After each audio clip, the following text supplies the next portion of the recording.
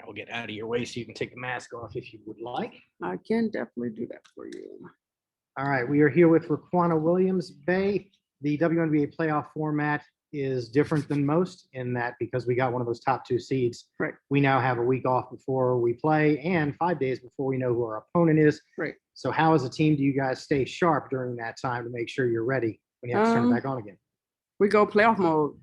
We stay intense, we stay sharp in practices, and a little less off days, honestly. Even if it's an off day, we still come in and do maintenance, maybe put up some shots or do walkthrough, watch some video, and then jet out like an hour or so.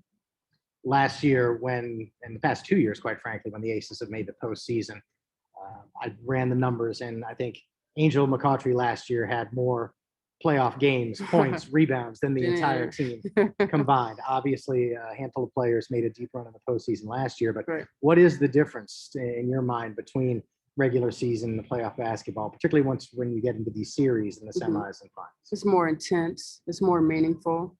Now more teams are playing with a purpose, where early on in the season, you're trying to find your footing, you're trying to find the right lineups and everything, but come mid-season and at the All-Star, it's that playoff push. And I think the last week or so of the season, everybody started to turn it up, and you definitely start to feel the playoff intensity.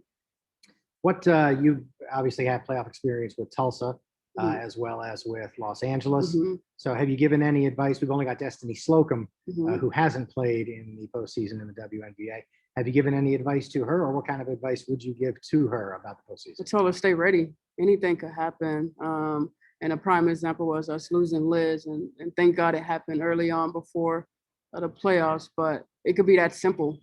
We could lose one player and you may be called upon, but if you've been pouting and enjoying life and enjoying the rookie life, then you won't be ready when you're called upon. You mentioned losing Liz, and now she's back, played in the last game a little bit.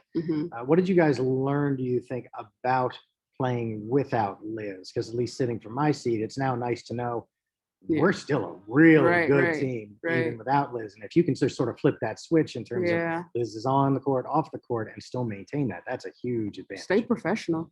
Even though we lose a big target, everybody still have to step up and do their job, which then makes it easier because we know we lose such a big piece. We know all of us have to give a little bit more to fill Liz's shoes, which wasn't easy, but we all got it done. And the last question for you. Every team is different. Every season is different. But what about this team? If things go well for the Aces, what will have happened to make this team win a WNBA championship this year?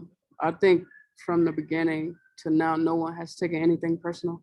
We all wanted to get better. We all came in with the common goal since the first Zoom call. Like, we all knew what we wanted to do. And I think everybody has an open mind, and it's fun. It's been fun for all of us, and everybody's showing their personalities, and it makes it fun. And you definitely want to be a part of it. Perfect. Thank you so much. No problem. We will see you on Tuesday against an unnamed opponent. All right. All right, dude. Thank you. Thank you. Yes.